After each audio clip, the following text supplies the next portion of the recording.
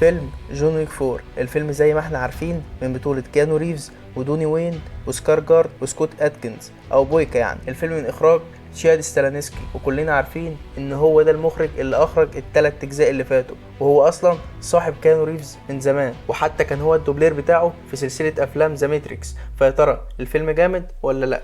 خلينا نشوف.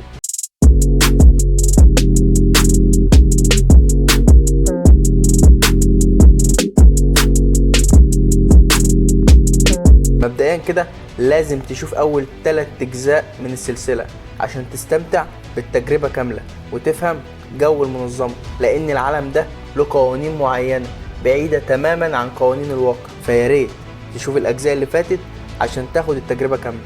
ويلا نشوف قصة الفيلم. فيلم جون ويك 4 احد اهم سلاسل الاكشن في العالم، وافضل فيلم في السلسله بلا شك، وبالنسبه لي هو افضل فيلم في 2023، مع العلم ان موجود معاه فيلم فاست اكس وعملنا مراجعه عنه هنا في القناه. طبعا روح شوفها لو لسه مشوفتهاش. قصه الفيلم بكل بساطه، بعد ما عرف جون ويك الطريقه اللي هيخلص منها من المجلس الاعلى ويرجع لحريته تاني، بيلاقي نفسه في مصايب اكبر من اللي كان فيها مع عدو جديد تماما، لدرجة انه بدأ يشك في اصحابه القدام. فيا ترى جون ويك هيعمل معاهم ايه؟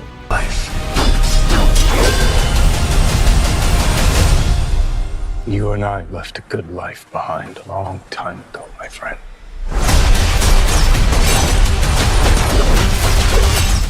وبالنسبة للإخراج والتصوير والسينماتوجرافي، المخرج بيفرض عضلاته في الأكشن، بيقولك أيوة أنا جامد. فالأكشن في الفيلم رهيب، والألوان في الفيلم هتخطف العين من أول دقيقة لحد آخرها، والسينماتوجرافي في الفيلم مبدعة جدا، ممكن تاخد أي لقطة عادي جدا وتحطها وول بيب. المخرج أبدع في الأكشن، يعني سيوف هتلاقي، عربيات هتلاقي، أسلحة بيضة ونارية برضه هتلاقي. يعني في مشهد عربيات في الفيلم هيصنف من احلى مشاهد العربيات الاكشن في التاريخ. وطريقه تصوير الاكشن في الفيلم مبدعه، الاكشن مختلف ومش هتشوفه في اي فيلم تاني، وجرعه ادرينالين تستاهل وقتك. الفيلم 3 ساعات مفهومش دقيقه ملل واحده، وده ابداع من المخرج والممثلين. الاكشن وتصميم الرقصات من احلى ما يكون بجد، كل واحد في الفيلم عمل شغله على اكمل وجه. المخرج بيقولك ليه لازم تشوف افلام سوبر هيرو كلها جرافيكس، وفي نفس الوقت ممكن تشوف كيانو ريفز من غير كل الكلام ده. قصة الفيلم بتاعنا مش زي باقي الأجزاء، يعني ال3 أجزاء الأولى معظمها أكشن بس الفيلم ده مختلف، في أكشن وكمان في دراما حلوة جدا على مدار الفيلم، وفي تطور ملحوظ في الشخصيات، وبالتالي بيعلي على كل أفلام السلسلة. الأكشن في الفيلم مختلف، جون ويك عمل نوع جديد من الأكشن في العالم كله. أي فيلم بعد كده لازم هيتحط مقارنة مع جون ويك 4 أو مع جون ويك عموما، فأنت مش عارف الأجزاء الجاية هيعلي على نفسه إزاي.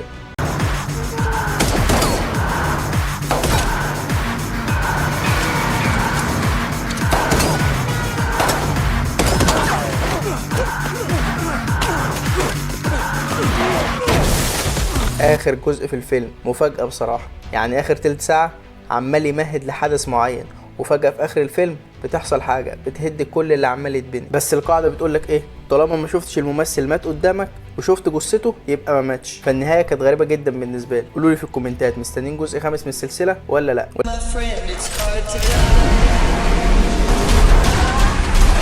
وبس كده، لو عجبك الكلام متنساش تعمل شير ولايك وسبسكرايب، ولو عايز تتابعني على حساباتي الشخصية على فيسبوك وتويتر وانستجرام هتلاقي كل اللينكات تحت في الديسكريبشن. سلام.